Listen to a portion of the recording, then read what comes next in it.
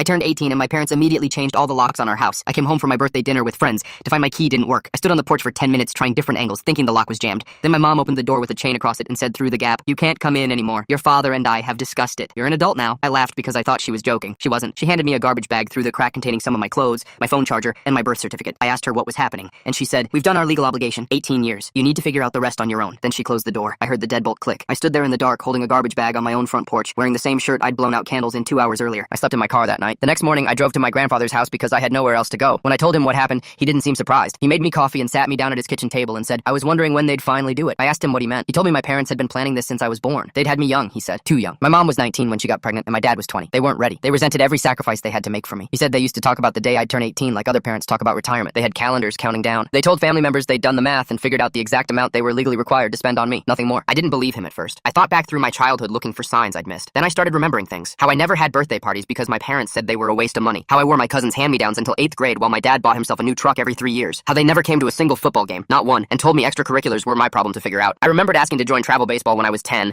and my mom laughing and saying, "That's not in the budget we allocated for you." Budget allocated. Like I was a line item, not a son. I remembered overhearing them once when I was 12. My dad said, "6 more years and we're free." I thought he was talking about paying off the mortgage. He wasn't. He was talking about me. My grandfather showed me something that made my stomach drop. It was a spreadsheet my dad had emailed to family members years ago. He'd calculated exactly how much they'd spent on me since birth. Food, clothing, school supplies, medical care, all itemized with receipts. The total at the bottom was $89,412. Below it was a note that said, "This is our legal obligation fulfilled. Not a penny more after 18. My grandfather had printed it out because he couldn't believe his own son had written it. I stared at the numbers. 18 years of my life reduced to an invoice. I wasn't their son. I was a debt they were paying off. And the second the bill was settled, they were done with me. I tried calling them for weeks. My dad answered once and said, "We gave you everything the law required. What more do you want?" I said I wanted to know why they had me if they never wanted me. He got quiet for a long time. Then he said, "Your mom was going to terminate, but your grandfather begged her not to. He promised he'd help, but he didn't help enough, so we did our time, like I was a prison sentence." I hung up and sat in my car for an hour staring at nothing. My grandfather found me and told me he was sorry. He said he'd tried to give them money over the years to make things easier, but they always spent it on themselves and told him it was for me. He showed me receipts for checks he'd written, thousands of dollars that never went toward my clothes or my food or anything I ever saw. My grandfather rewrote his will that month. Everything goes to me now.